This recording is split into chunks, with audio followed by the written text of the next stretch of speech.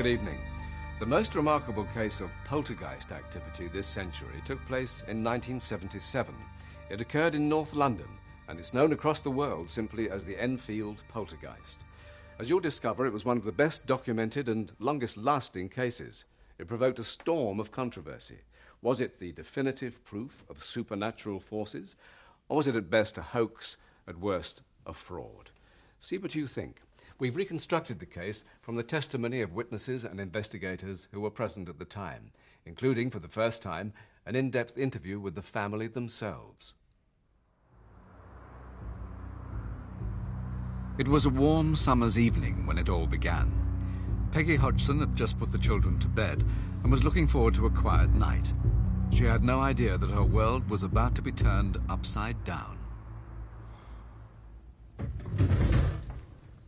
Come on now, go to sleep, it's late. Oh.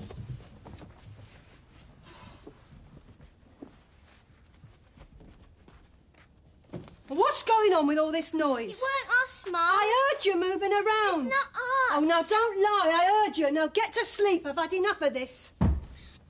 What's all the noise, Mum? I don't know, love.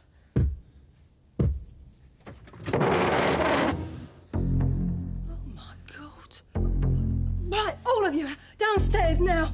Come on, get your dressing gowns and slippers now. But where are we going to go, Mum? I don't know. Come on, let's get out of it quickly. Come on. Billy, come on, help me. Peggy Hodgson took the children to the safety of a neighbour's house. Janet, come on. Come on. I found it really very nerve-wracking. I was trying to keep calm because of the children, you know. Not to frighten them more than they already were, but it was very difficult. No, I can't forget it. I can put it out of my mind now, but only now. But before, I mean, most of, like my early 20s and in my middle 20s, I couldn't even talk about it like this. I'd be in tears all the time. At her wit's end, Peggy called the police. It was WPC Caroline Heaps and a colleague who answered the call.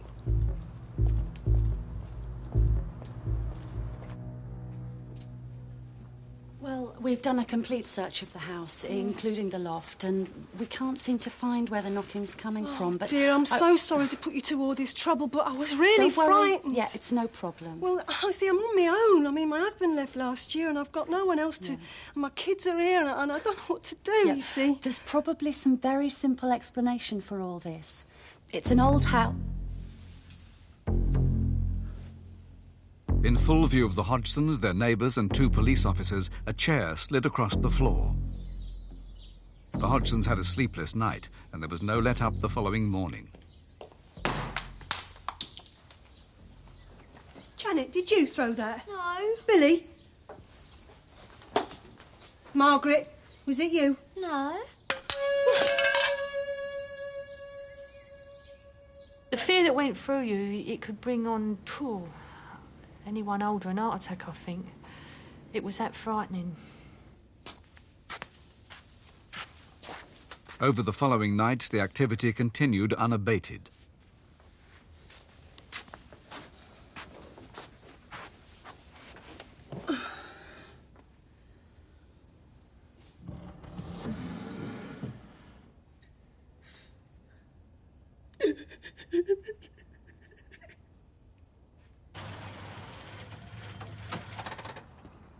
Within days, the national press had picked up on the story. No, John Burkham, Peggy's brother. I live a few doors down. Thanks for coming. I don't quite know what you can do. One of the first to arrive was photographer Graham Morris. They were genuinely upset. I mean, they were sort of frightened. The kids were, all right, a couple of them, I think, had gone to sleep by the time we got there, but all the other people were bristling a bit. They were on edge. So we didn't really know what was happening. And then we were told, bit by bit, what was going on, what had happened.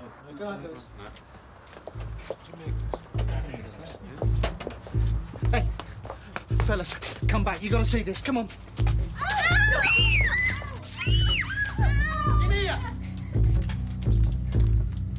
Basically, it was down to my reactions if I can catch anything, and then got hit on the He's on the forehead by a Lego brick.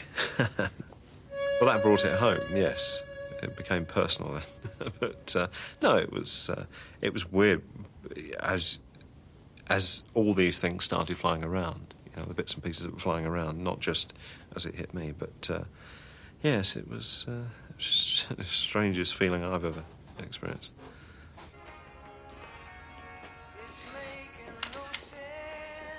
Into the chaos now stepped Maurice Gross, the local investigator for the Society for Psychical Research. As soon as he arrived, he realised that he'd been handed an exceptional case. Maurice Gross, Society for Psychical Research. The atmosphere when I got there was absolutely chaotic. Everybody was in a terrible state. Nobody knew what was going on. And this is one of the good things, as far as I was concerned about the case, is that when I got there, I realised it must be genuine. Now, Peggy, if I'm to help you with this, I need you to make a record. The investigator was convinced that a poltergeist had moved into the Hodgsons' home. He knew that his first task must be to try to calm the family's nerves. It's going to be all right. Then I explained to Mrs. Hodgson and the children, as best as I could, what poltergeist phenomena was about. Janet made me laugh because Janet didn't even know what it was. She used to call it a polka dice. And I say to her, Janet, it's not a polka dice, it's a poltergeist. But she didn't get it for quite a long time. It wasn't long before the investigator had an experience of his own. Was this I thought, my God, you know, nobody's thrown that because there was nobody in a position to throw it. Now, if you drop a marble on the floor, it bounces. They used to hit the floor and stop, dead. And when you touch them, they were hot. Now, this is typical of all the psychokinetic phenomena concerning small objects that's ever been reported in poltergeist cases, that they were hot. Maurice Gross then began his own investigation of the family to see who, if any of them, might be behind it all. Oh, I watched him like a hawk. I brought in my tape recorders, and I had those running all the time. And I watched everybody. And I realised nobody was doing anything. But did the children never play up? Being young girls and with so much attention, it seems hard to believe. Well, you two look very comfortable down there. Of course they played around sometimes. They're children. And any psychologist would tell you that children will imitate what's going on around them. But you can't fool people day after day, week after week, scientists and people coming in and conjurers, everything, and nobody ever seeing anything done by the children. As the strange activity continued into September and October, the list of witnesses grew longer and longer. They included David Robertson, a physics research assistant from Birkbeck College, London. Do you get any sleep? Not really. Janet, can you tell me if anything else has been moving around besides all the magazines? Well, some Lego's been flying around there.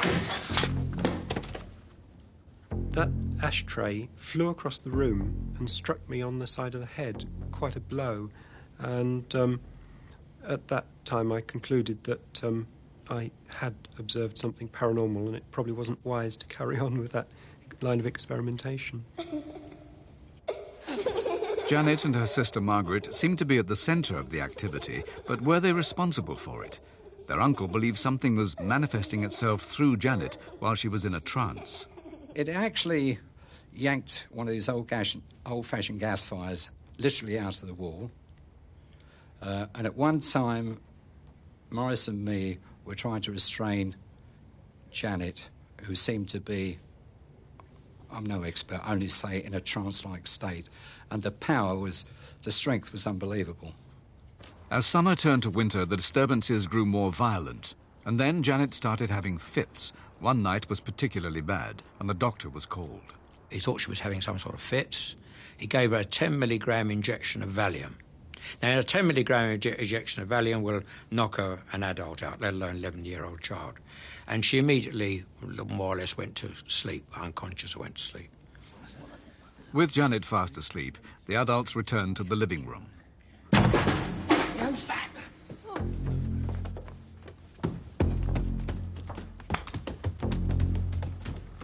Graham Morris took this picture on entering the bedroom, with the startled John Burkham in the foreground.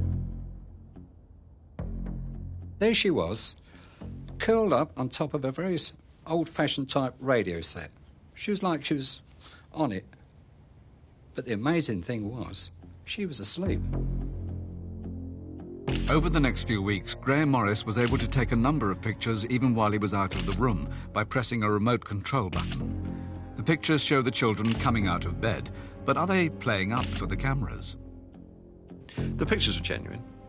There's no doubt about that. What the motive was behind them coming out of bed, I mean, people talk about them levitating. I find that very hard to believe. It looks like we're jumping, but believe me, I know that there's something pulling us up, and we're in this position where we're so terrified, trying to hang on to something, that mayhem was let loose and we're just trying to hang on for dear life. The Hodgsons felt helpless, victims of a force they could neither see nor predict. I did feel at one time we'd got it for life. I thought, well, this is worse than the war. At least the war ended, but this is going on and on and on. It seemed the family could only wait while the poltergeist planned its next move.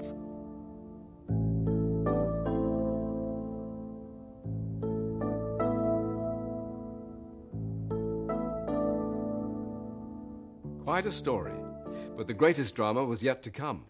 After the break, the poltergeist speaks, and you'll have to judge for yourselves. Is this the voice of a dead man? And I fell asleep, and I died in a chair.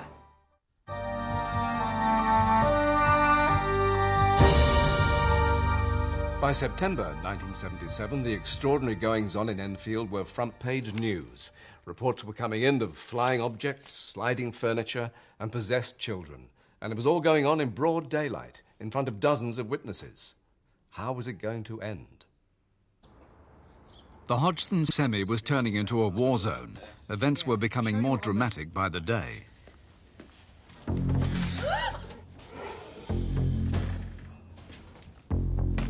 Maurice Gross decided he had to try to get in touch with the force before it did any serious harm. His chance came when the knocking started up again. I thought, well, if it can knock and it can make all these noises and do things, perhaps we can get some sort of communication with it. Now, I know you can hear me. I want you to answer 1 knock for yes and 2 knocks for no.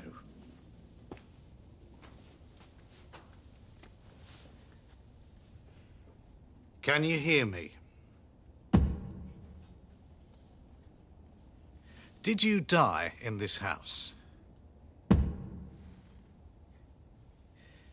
How long ago did you live here?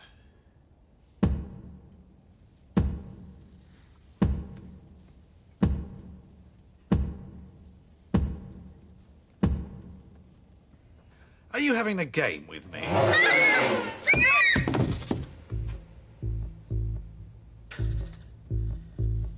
That was a very good answer.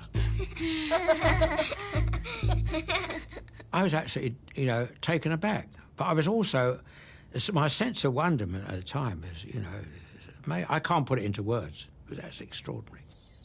If the knocks were to be believed, the Hodgson's poltergeist was an old man who had died in the house years before. Morris felt he was making progress. Morris. It's nearly 8. Oh, cup of tea. I'm just going to see to the kids. But then in December, when he thought there could be no more surprises, the most extraordinary episode of the case occurred. It started to speak. The voice phenomena started on December the 10th. I remember that day all too well. December the 10th, 1977. I was sitting in the room with in the lounge with Mrs. Hodgson and the children, and suddenly a dog barked in the room. Come on, my name's Morris. Let me hear you say it. Morris. Even I was taken aback. It really was quite a shock to hear it.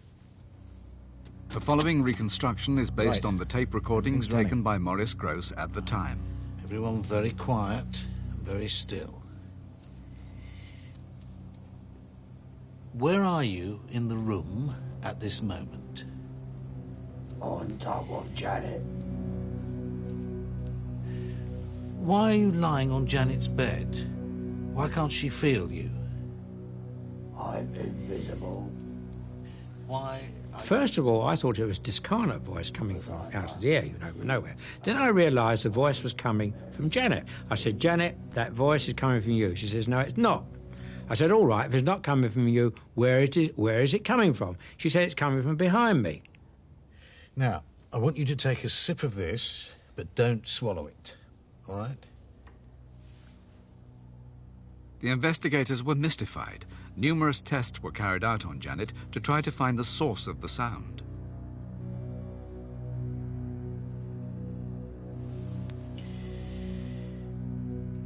What is your name? My name's Bill. At one time, the voice is going in the room, and I'm talking to the room and asking him to show himself. He's saying, I can't. I'm dead. I said, don't worry about that. I've seen dead bodies. I've got no head. And that type of thing. And it ended up calling me a go away. You all right, love? This won't hurt at all, I promise you that. Well, what's it for, Morris? Well, we need to find out where the voice is coming. It seemed the mystery would be cleared up when the investigators borrowed a laryngograph from the University of London. It's a machine that closely monitors voice patterns. You'll find out. Is that on all right? Yeah, it seems to be fine. Good. And we found the voice was not made by the larynx, but by the false vocal fold, which is above the larynx here. And you only use it when you lose your voice and you talk like that. Right. Janet used to produce this voice for up to 3 hours at a time without even any distress whatsoever. Well, you do that for a couple of minutes and you're in dead trouble with your throat. My name's Bill. Do you know that you're dead? Shut up. Morris tried to find out more about the person behind the voice. I want you to tell me whether you remember what happened to you before you died. I had a hemorrhage, and I fell asleep, and I died in a chair in the corner downstairs. Could this really be the voice of a dead man? For some observers, it was too much. The case seemed to be degenerating into a circus. Graham Morris was one witness who began to have his doubts about the poltergeist. I'd like to give a good reason why such and such happened. I just thought it got a bit far-fetched with voices. I'm not saying the voices weren't real, just what was being the interpretation of the voices and just what went on. Maurice Gross himself came under suspicion, accused by some colleagues of keeping the phenomena going at the family's expense. Here we were producing evidence for a fantastic case, and at the same time we were able to help the family. Well, what more could we do? Do you know what? One time somebody came along who said, leave the family alone, go away. Everything will be all right. We did it. We went away for 2 days, and all hell was let loose. And she was delighted to see us come back again. So what else could we do? Well, he helped us extremely well. And without his help, I don't think any of us would be here now properly. Not living there, maybe not in that house, maybe not having the life they're having now, maybe not even thinking right. Maurice Gross was accused of inciting the children, but he wasn't even there when David Robertson challenged the ghost. OK. Show us what you can do. Margaret, are you all right? What's going on in there?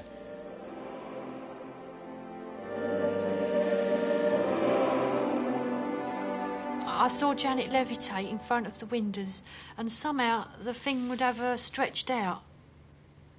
You know, it was like she'd been laying on a bed. At exactly the same time, John Rainbow, a local delivery man, was passing the house. His account is read by an actor. I remember the curtains were billowing inwards, and a young girl seemed to be floating around in the room, like she was in a bubble. I couldn't believe what I was seeing. Hazel Short was on duty outside when she spotted a red cushion on the Hodgson's roof. My attention was taken to the top window, and I saw Janet floating or levitating up and down, just going up and down in front of the window, flat on her back. I thought she was putting it on. So I went straight home, went upstairs, laid on my own bed, and tried to lift myself up in horrors, and then you couldn't do it. No way that I could do it. Two passers-by who had nothing to do with the family believe they saw a girl levitate. It seemed incredible. How could a young girl have faked such a thing? Maurice Gross remains convinced the children were not responsible. I thought to myself, well, how can it be the children? Because in the end, the situation was, if it was the children, we had the world's best conjurer there, we had the world's best ventriloquist, and we had the world's best everything, all from a little 11-year-old girl, which was, of course, ridiculous. By late 1978, the events began to die down as mysteriously as they'd started. Margaret thinks the poltergeist lost its hold over the family as they began to conquer their fear. Maurice reckons if you showed your fear more, it would attract itself to you more. If something like little did move, I used to be able to say, oh, look, it's moved it again, you know, make a bit light of it, although it wasn't really inside, you didn't feel light about it at all, but not letting it see that you was frightened. In July 1978, Janet, now 12 years old, was admitted to the Maudsley Hospital. There she underwent psychiatric tests, and the doctors gave her a clean bill of health. While she was there, for the first time, she felt completely calm. I think it did help her to relax, because when she came out, she was quite excited. She said, her first word she said, they said, I'm perfectly normal. There's nothing wrong with me at all. That's the very word she used. And I was pleased to hear it and see it. Janet was allowed home from the Maudsley, and slowly the poltergeist activity died down in the autumn of 1978. Maurice Gross himself left, confident that the family were at last free of their troublesome spirit. Thanks very much, Maurice. We couldn't have got through this without you. 17 years on, it seems hard to believe that the strange events at Enfield ever took place. But for the investigator on the case, the Enfield poltergeist has changed his life for good. I must go. Bye-bye. My belief was very strong, but the difference now is my belief is absolute. That's the difference. Nobody could shake my experiences. With the poltergeist case, it made me realise that what I was doing was worthwhile and it was real.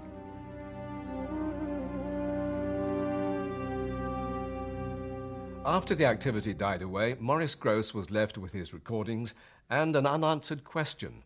The mysterious voice had clearly said that he, Bill, had died in the house, but Maurice had never been able to confirm this. And then 3 years later, this letter arrived.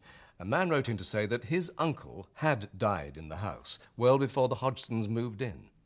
We've traced his death certificate, and it's true, he did die in the house. His name was Wilkins, William Wilkins. But of course, everyone would have known him as Bill. Good night.